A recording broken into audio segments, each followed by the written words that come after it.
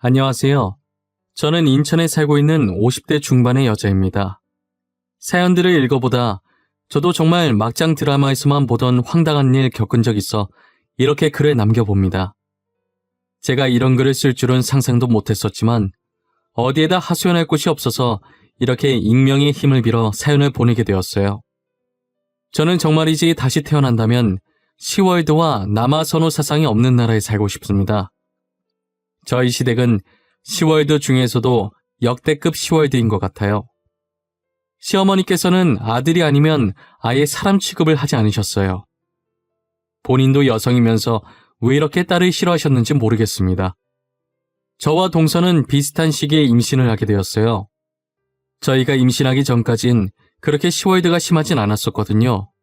그래서 어머님이 남아선호 사상이 심한 분인 줄 몰랐어요. 하지만 임신을 한 기점으로부터 시어머니께서 본격적으로 시동을 거시더라고요. 한 번은 시어머니께서 꿈을 꿨는데 호랑이가 나왔다고 하시더라고요. 보통 호랑이 꿈은 태몽인데 그 중에서 아들 태몽이라고 하더라고요. 그러면서 저희 중에 소식 없냐고 물어봤었는데 동서가 최근 들어서 속이 자주 안 좋았대요. 시어머니께서는 임신일 수도 있으니 당장 가서 검사를 받아보라고 하셨어요. 그래서 동서가 병원에 갔는데 임신 5주차였다고 하더라고요. 시어머니는 동서가 아들을 가졌다면서 무척이나 좋아하셨어요. 그리고 이틀 후 시어머니께서 제게 전화를 거셨더라고요. 또 꿈을 꿨다고 하시면서 분명 태몽이라고 하시는 거예요. 첫째야, 혹시 무슨 소식 없니? 내가 꿈을 꿨는데 아무래도 태몽인 것 같구나. 둘째는 이미 임신했으니 이 꿈은 첫째 네 태몽인 것 같은데. 저요? 저는 속도 괜찮고 아무렇지도 않아요, 어머님. 혹시 어머님 주변에 임신하실 만한 사람 없으세요? 내가 꾼 태몽이 복숭아 태몽이라 딸아이 태몽 같거든. 나도 이게 다른 사람 태몽이었으면 좋겠는데 주변에 임신할 사람이라고는 첫째 너밖에 없어. 그래요? 아무 증상이 없긴 한데 일단 병원 가서 검사 받아볼게요. 제가 나중에 병원 갔다 와서 다시 연락드릴게요. 저는 시어머니의 전화를 받고 병원에 갔더니 정말 임신을 했더라고요. 그래서 바로 시어머니께 전화를 드렸었어요. 어머님, 저 첫째인데요. 정말 말씀처럼 임신이라고 하더라고요. 저도 동서랑 똑같이 이제 5주 차래요. 꿈이라는 게 참 신기해요. 정말 임신인 거야? 안 되는데. 그 꿈은 딸 낳는 꿈인데 왜 임신인 거야? 검사 다시 해봐라. 분명 잘못됐을 것이야. 왜 그러세요? 임신하면 좋은 거 아닌가요? 손자든 손녀든 다 어머님 핏줄인데 딸이면 어떻고 아들이면 어때요? 첫째 너 지금 무슨 말을 하는 거냐? 당연히 아들을 낳아야지. 딸 낳아서 뭐해? 딸은 아무짝에도 쓸모가 없어. 됐다. 그만 끊으마. 저는 임신을 했다고 하자 시어머니께서 목소리가 변하는 걸 느끼고 불안했어요. 그리고 설마 하던 일이 저에게 일어나고 말았어요. 제사를 하든 명절이 오든 아들 가진 동서는 아무것도 손도 대지 말라고 하더니 필요한 모든 일은 딸을 가진 저에게 다 시키시더라고요. 임신하고 첫 명절이 다가왔을 때였어요. 전날부터 시어머니께서 저를 불러서 음식을 만들어야 한다고 당장 오라고 하더라고요. 저희는 이때까지 명절 당일 아침에 시댁으로 갔었단 말이에요. 그런데 이번에는 전날부터 오라고 난리시더라고요. 시어머니의 호출에 시댁에 갔더니 모든 음식을 정말 저보고 다 하라고 하시더라고요. 몸이 조금 약해서 임신 중에 무리하면 안 된다는 말을 들었던 저는 시어머니께 말씀드렸었죠. 어머님, 제가 몸이 약해서 병원에서 임신 중에 무리하면 안 된다고 하더라고요. 그래서 이 많은 음식을 저 혼자서 하긴 무리가 있을 것 같아요. 뭐라고? 너 지금 뭐라 그랬어? 그럼 이 음식들 다 나보고 하라는 말이냐? 임신한 게 뭐가 대수라고. 나도 임신했을 때 이런 거 다 하고 그랬어. 아니 어머님, 저희 원래 당일 아침 일찍 와서 다 같이 음식 만들었잖아요. 근데 이번엔 왜 저 혼자 하라고 하시는 거예요? 동서도 있잖아요. 딸 가진 주제에 왜 이렇게 말이 많아? 시애미가 하라면 군말 않고 하는 거지. 그리고 네 동서는 귀한 아들 가졌는데 몸 조심해야지. 우리 손주 떨어지면 어떡하려고 일을 시키니? 어떤 말을 해도 시어머니와는 말이 통하지 않을 것 같아서 그냥 포기하고 음식을 만들기 시작했어요. 음식을 다 만들고 나니 무리하긴 했는지 아랫배가 살살 땡기더라고요. 다행이라고 해야 하는 건지 시댁이랑 저희 집이랑 가까워서 음식 만들어 놓고 곧바로 집에 와서 쉬었어요. 그러다 명절 당일이 되니까 전날 혼자 고생해서 그런지 몸이 말이 아니더라고요. 남편은 제 상태를 보더니 자기가 말 잘하겠다고 집에서 쉬고 있으라고 하더라고요. 이제 눈 좀 붙이려고 하는데 휴대폰에 전화가 얼마나 오던지 불이 날 지경이더라고요. 손가락 까딱하기도 힘들어서 계속 무시하려고 했는데 안 받으면 받을 때까지 할 기세더라고요. 그래서 누군지도 확인 못하고 받았는데 받자마자 시어머니의 찢어지는 목소리가 제 귀를 강타했어요. 너 지금 시애미가 만만해? 글 조금 했다고 아프다는 핑계대고 안 와? 나랑 어디 한번 해보자는 거야? 당장 집으로 튀어와! 어머니, 말씀은 바로 하셔야죠. 제가 일을 조금 하다니요. 홀몸도 아닌데 거기 있는 많은 음식들 다 저 혼자서 만들었어요. 저 진짜 몸이 안 좋아요. 시애미가 말하는데 말대답을 따박따박해? 니 애미가 그렇게 가르치든? 어디서 이런 싸가지 없는 게 우리 집안에 들어온 거야? 죄송한데요.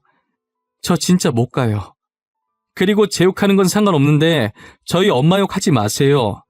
어디 가서 욕먹을 짓 하신 적 없는 분이세요. 이게 진짜 미쳤나? 야, 당장 안 와? 내가 너네 집 다 엎어버리기 전에 당장 와! 저는 결국 어쩔 수 없이 안수 쉬는 곳이 없는 몸을 이끌고 시댁으로 향했어요. 제가 시댁에 들어서자마자 시어머니에게 뺨을 맞고 쓰러졌어요. 남편은 놀라서 이게 무슨 짓이냐고 시어머니한테 소리치고 난리였죠. 저는 얼얼한 뺨을 붙잡고 가만히 앞을 봤는데 동서가 거실에서 과일을 먹으면서 저를 쳐다보고 있더라고요. 그리고 저와 눈이 마주치자 시어머니를 말릴 생각도 하지 않고 조용히 제 눈을 피하더니 과일을 마저 먹더라고요.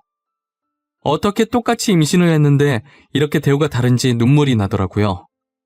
남편은 저를 일으켜 세우고 그대로 시댁에서 나왔어요. 몸도 안 좋다면서 여길 왜 왔어? 내가 잘 말해준다고 했잖아. 엄마도 당신 어제 고생 많았다는 말만 하고 아무 말 안 하던데 갑자기 왜 저렇게 화를 내시지? 고생 많았다고 했다고? 나 참. 어머니가 글쎄 나한테 전화해서 시어머니 만만하게 보냐고 우리 엄마 욕까지 하면서 당장 오라고 소리를 질렀어. 뭐? 엄마가 진짜 그랬단 말이야? 언제 통화하셨지? 내가 잠시 나갔을 때 전화하셨나? 내가 당신 아프다고 했을 땐 진짜 별 반응 없으셨어. 지금 내가 딸 가졌다고 저러시는 거야. 동서는 아들 낳았다고 업고 다니시려고 하고 어제도 나 혼자서 그 음식들 다 만들었어. 뭐? 그게 진짜야?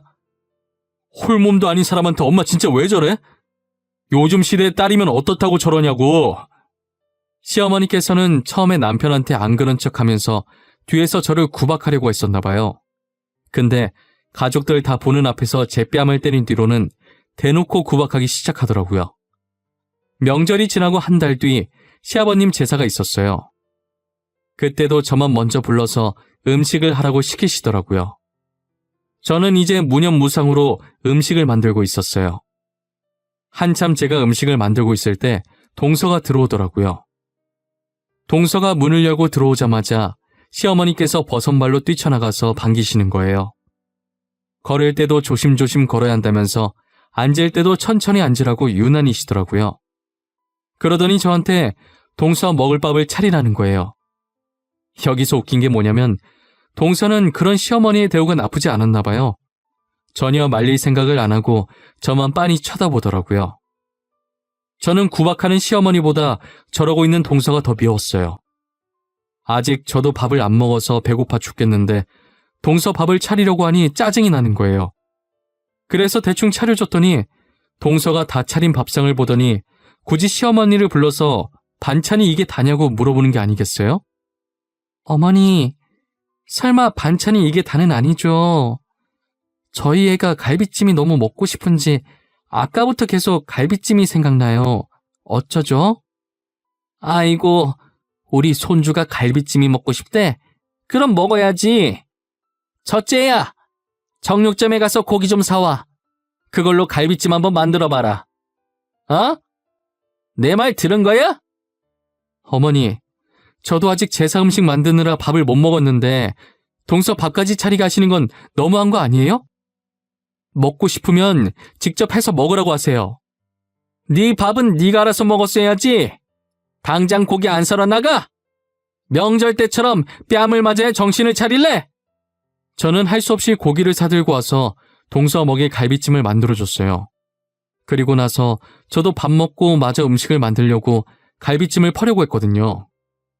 그런데 시어머니께서 달려와서 딸 가진 게 뭐가 이쁘다고 고기를 먹냐면서 갈비찜을 통째로 동서 앞에 가져다 놓는 게 아니겠어요?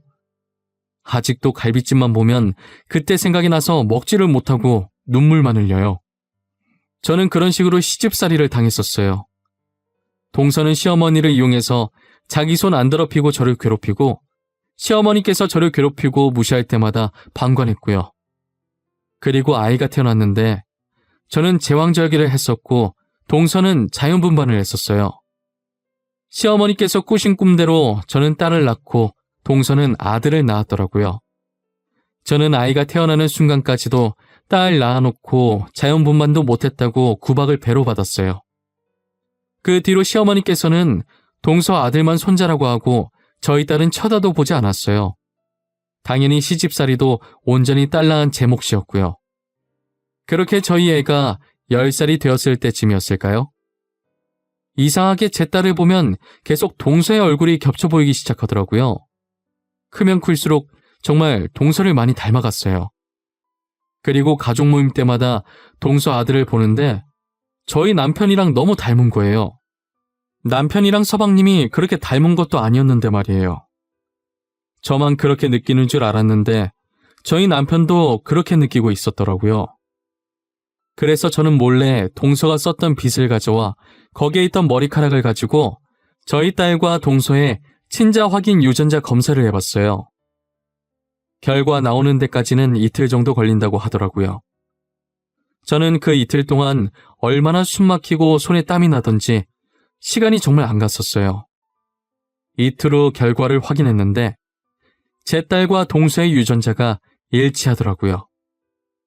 저는 너무 놀라서 소리도 못 지르고 결과지를 바닥에 떨어뜨리고 남편도 많이 놀랐는지 아무 말도 못하고 움직이지도 못한 채 정말 눈만 꿈뻑거리고 있었어요. 저는 할 말이 있다며 가족들을 죄다 불러 모았어요. 그리고 제가 조용히 유전자 검사 봉투를 바닥에 내려놓았어요. 동서는 봉투를 보자마자 굉장히 당황해 하더라고요. 네가 뭔데 우리한테 모여라 마라 명령하는 거야? 할 말? 무슨 할 말? 어디 드러나 보자. 이 봉투 쪼가리가 뭐 어쨌는데? 동서, 내가 말할까 동서가 말할래? 아무래도 동서는 이게 뭔지 아는 눈치인데 그래도 본인 입으로 말하는 게 모양새가 더 좋지 않겠어? 그래, 우리 둘째가 한번 말해봐. 이게 도대체 뭐길래 이러는 거야? 유전자 검사라고 적혀 있는데 누가 누구랑 유전자 검사를 했다는 거냐? 그게 어머니 사실 제가요. 형님 정말 죄송해요. 저도 무서워서 그랬어요. 정말 그러면 안 되는 거 아는데 저도 구박받는 게 너무 싫었어요. 지금 뭐라고 하는 거야? 첫째, 네가 알아듣게 다시 말해봐라. 내가 둘째 말을 도저히 못 알아듣겠구나. 이거 저희 딸이랑 동서 유전자 검사 결과지예요. 아무리 봐도 지우가 동서를 너무 닮은 것 같길래 해봤는데 글쎄 동서랑 지우 유전자가 일치하더라고요. 뭐? 그게 무슨 소리야? 지우랑 둘째랑 유전자가 일치하다니? 그러면 지우가 둘째란 소리니? 그런 거야? 둘째, 네가 입이 있으면 말 좀 해봐라. 죄송해요, 어머님. 저도 어머님 꿈만 믿고 아들인 줄 알았어요. 그런데 제가 딸을 낳았더라고요. 형님 구박받는 거 보니까 저도 당하고 싶지 않아서 그만.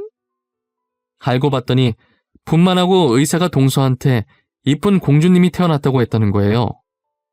그런데 제가 시집살이 당하는 것을 보고 이제 자기가 당할 것 같다는 생각에 무서워서 서방님이랑 짜고 제 아들이랑 자신의 딸을 바꿨다고 하더라고요. 제가 마취가 깨기 전에 서방님이 신생아실에 가서 딸 보는 척 하면서 옆에 나란히 누워있던 제 아들의 발찌와 자신의 딸 발찌를 바꾼 거예요. 시댁 식구들은 이 사실을 알고 난리가 났어요. 동서는 시집살이가 너무 싫었다고 울면서 잘못했다고 빌더라고요. 저는 제 딸이 동서 딸이었다는 건 둘째치고 아이를 낳고도 시어머니 이용해서 저를 괴롭혔었거든요. 이건 본인 행동에 대해 죄책감이라고는 전혀 찾아볼 수 없는 짓인 거잖아요. 솔직히 구박받고 싶지 않은 건 당해본 저도 공감을 해요. 하지만 죄책감도 없이 저를 괴롭힌 걸 생각하면 도저히 동서를 용서할 수 없었어요. 남편이 동서와 서방님에게 정말 단단히 화가 났더라고요. 이때까지 시집살이 때문에 남편이랑 어머님이 많이 싸웠었거든요. 시어머니도 자신을 속였다는 것에 화가 나 있는 상태였어요. 나 절대 이대로 넘어갈 수 없어. 나 너네 당장 고소할 거야. 고소해서 우리 집사람 정신적 피해 보상 받아낼 거니까 준비하고 있어. 아주머님, 정말 죄송해요. 저도 너무 무서워서 그랬어요. 제발 한 번만 봐주세요. 네? 제가 오죽하면 그런 짓까지 했겠어요. 시집살이가 무서워서 지금 범죄를 저지른 거야? 그런 짓 할 때는 뒷일이 무섭지 않듯? 영원히 안 밝혀질 것 같았어? 형, 한 번만 봐줘, 어? 내가 이렇게 빌게. 평생 형이랑 형수님 받들면서 살게. 그러니까 고소만큼은 하지 말아주라. 사과는 나한테 해야 할 게 아니라 네 형수한테 해야 하는 거 아니니? 너네 때문에 안 받아도 될 온갖 구박을 다 받고 산 형수가 불쌍하지도 않아? 사과는 무슨 사과야? 니네 다 꼴보기 싫으니까 당장 내 집에서 나가! 그리고 첫째야, 내가 그동안 너무 미안했다. 어머님 사과는 필요 없어요. 저 다시는 시댁 안 올 생각이거든요. 그리고 동선애한테는 제가 정신적 피해 보상을 받아야겠어요. 남편과 저는 그 뒤로 동선애를 고소하고 혐의가 유죄로 인정되어 정신적 피해 보상을 받아낼 수 있었고 동서와 서방님은 징역을 살게 되었어요. 그리고 이제껏 제 딸이라고 생각하고 키웠었던 동서 아이는 시어머니께서 키우시고 저희 아들은 다시 남편과 제 품으로 돌아올 수 있게 되었어요. 10년 만에 모든 것이 제자리에 돌아왔습니다. 시어머니께서 동서 아이를 보면 계속 동서가 생각나서 미우셨는지 시댁에 놀러갈 때마다 아이를 쥐잡듯 잡고 계시더라고요. 아이는 여전히 저를 엄마라고 부르며 자기를 괴롭히는 할머니를 피해 제 뒤에 숨곤 했습니다. 그 모습도 못마땅하게 여기시는 시어머니는 아이를 향해 소리를 고래고래 지르시죠. 시어머니께서 소리 지를 때마다 아이는 제 바짓가랑이를 잡고 말 잘 들을 테니 제발 자기도 데리고 가라고 울면서 애원을 합니다. 저는 그 모습을 볼 때마다 어찌해야 할지 몰라 얼마나 마음이 아프던지요. 남편과 많이 고민한 끝에 동선애가 나올 때까지만 제가 그 아이를 키우기로 했습니다. 이대로 뒀다간 정말 아이만 힘들어질 것 같았거든요. 솔직히 저 어린아이가 뭘 알겠어요. 아이 입장에선 한순간에 부모가 바뀌어버린 것인데 엄연히 따지고 들면 아이도 피해자잖아요. 그렇게 저희는 2년 동안 아이를 예전처럼 친자식이라고 생각하고 아들과 똑같이 사랑해주며 키웠어요. 하지만 2년 동안 키우게 될 줄 알았던 아이를 저희가 계속 키우게 되었어요. 동선에는 출소하고 아이를 데리고 갔는데 이제 시댁에서 저 대신 동서가 온갖 구박을 다 받으니 자기가 한 짓을 반성하지 않고 괜히 딸아이를 탓하면서 그렇게 못살게 군다고 하더라고요. 아이가 울면서 도저히 동서랑은 못 살겠다고 하는 통에 어쩔 수 없이 아들과 쌍둥이처럼 키우고 있어요. 다행히 아들이 딸아이를 많이 챙겨주었고 학교를 다닐 때도 떨어지지 않고 꼭 붙어 다녔죠. 동서는 시어머니의 구박을 피하기 위해 기필코 아들을 낳겠다고 다시 아이를 가졌는데 또 여자아이였더라고요. 구박은 배로 늘어났고 결국에 나중에 힘들어지는 건 동서의 딸이었어요. 현재 저희 아들은 의대를 가서 인턴 생활 중이고 딸은 법학과를 다니고 있어요. 딸이 얼마 전에 경찰 공무원 합격을 하고 곧 졸업을 앞두고 있는데 동서가 딸을 찾아갔다고 하더라고요. 경찰 된다는 소식을 듣고는 딸한테 다시 자신과 같이 살자고 했대요. 뻔뻔하게 그래도 자기가 친엄마고 동생도 키워야 하지 않겠냐고 하면서요. 딸은 이제껏 해준 게 뭐가 있냐고 한 번도 동서를 엄마라고 생각한 적 없다고 단칼에 거절했다더라고요. 동서가 몇 번이나 딸을 찾아갔던 것 같았어요. 저도 몰랐었는데 딸이 갑자기 휴대폰 번호를 바꿔서 알게 되었어요. 그러다 딸은 본인이 직접 자신의 친엄마를 신고하는 지경까지 이르렀어요. 자기가 잠시 동서랑 살았을 때가 생각나서 동서를 찾아갔다더라고요. 아니나 다를까 동생도 딸이 당했던 것을 그대로 당하고 있었대요. 혹시나 하는 마음에 동생 옷을 살짝 올렸는데 등에 멍자국이 선명했다더라고요. 그래서 증거 사진으로 다 찍어놓고 병원에 가서 진단도 받아서 동서를 고소했다고 했어요. 고소장을 받은 동서는 이게 무슨 불효냐며 반성은커녕 오히려 교육 차원이었다고 뻔뻔하게 나오더래요. 딸은 그 모습을 보고 역시 사람은 고쳐 쓰는 게 아니라며 혀를 찼다고 하더라고요. 결국 동서는 또다시 징역을 살게 되었습니다. 딸은 동서에게 교도소가 정말 잘 어울린다고 두 번째니까 적응은 잘하겠다며 비아냥거려주고 재판장에서 나왔다고 했어요. 저는 딸에게 동생은 어떻게 할 거냐고 물어본 적이 있었어요. 지우야, 동생을 어떻게 할 생각이니? 너가 키울 생각인 거야? 엄마가 너네 둘이 살 집이라도 알아봐 줄까? 아니야, 엄마. 나 동생이랑 같이 안 살아. 내가 친언니로서 해줄 수 있는 건 여기까지야. 같이 살았던 적 없어서 정도 없는데 뭐. 그리고 작은 아빠 살아있는데 굳이 내가 뭐하러 걔를 키워? 가끔 너 보면 냉정하게 결단 내리는 게 동서 딸이 맞긴 해. 피는 못 속인다는 말을 이럴 때 쓰는 건가 봐. 아, 엄마. 난 엄마 딸이야. 그 아줌마는 모르는 사람이야. 나보고 다시는 그 아줌마 딸이라고 하지 마. 진짜 기분 나빠. 그 피가 지금 내 몸에 흐르는 것도 기분 나쁜데. 알겠어. 내가 미안해. 우리 지유, 내 딸 맞지? 애지중지 키운 내 딸. 앞으로 그런 말 진짜 안 할게. 이제 그 집구석 얘기도 안 할게. 저희 딸은 동서의 동망권에도 질색팔색을 합니다. 어렸을 때 받은 상처가 계속 생각날 텐데 그래도 이렇게 씩씩하고 멋있게 잘 커준 것이 얼마나 대견하고 기특한지 모릅니다. 가끔 딸을 안 데리고 왔으면 어쩔 뻔했나 싶을 때가 많아요.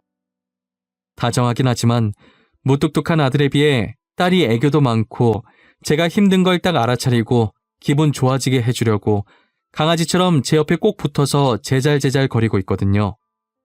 저는 지금 이대로가 너무 행복합니다. 아들도 딸도 지금처럼만 서로에게 의지하며 잘 지냈으면 좋겠어요. 그리고 동서가 출소했을 땐 제발 정신 좀 차렸으면 좋겠네요. 제 사연은 여기까지입니다. 지금까지 들어주신 모든 분들 올 겨울 사랑하는 사람들과 따뜻하게 보내시고 새해를 맞이하여 하고 싶으셨던 일들 있으시면 두려워하지 말고 해보시길 바랍니다. 그리고 지금 하고 계신 일들도 대박 나시길 기원할게요. 모두 행복하세요. 감사합니다.